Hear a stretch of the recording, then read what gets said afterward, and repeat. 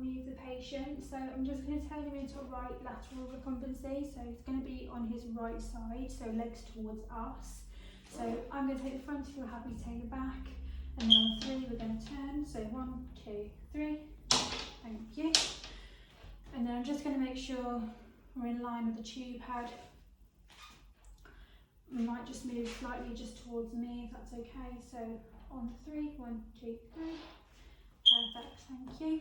And then what I'm going to do is I'm just going to use my foam wedges, so just my positioning aids. So one foam wedge under the chest there, one under the back, so just to prevent rotation. And then I'm also going to use some foam wedges just between the limbs as well. In fact, I'm just going to swap that one out so it's a bit smaller. So I'll just pop that on that side. That's good. This one can go here. And then I can just use this one like that. That's okay. And then I'm just going to use my sandbags.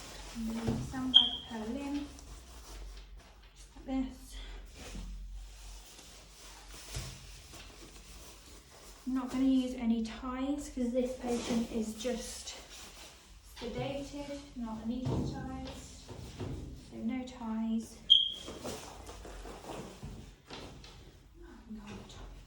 Just hold that one in place.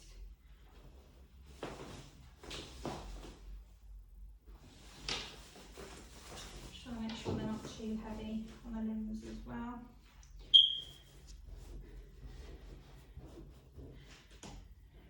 Okay.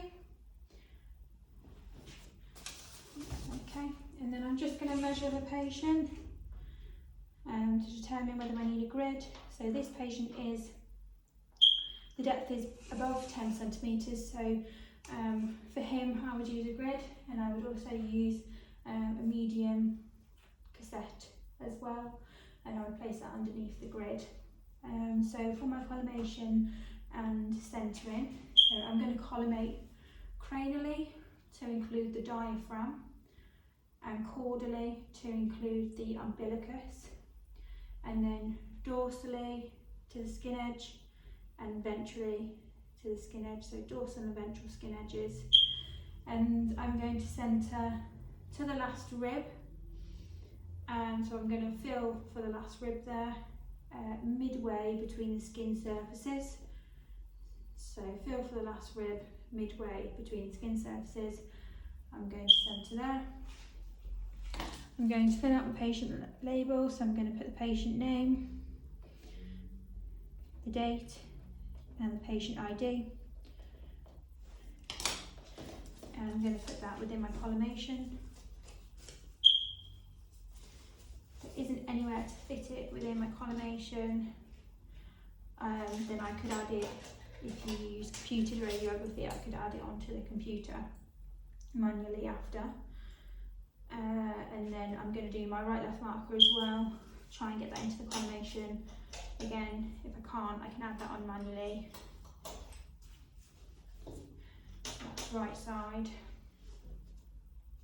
Okay, so I'm happy to take the x-ray now, so if you're happy just to exit the controlled area with me.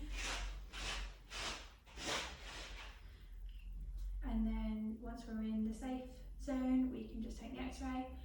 X-rays! And then I'm happy with that.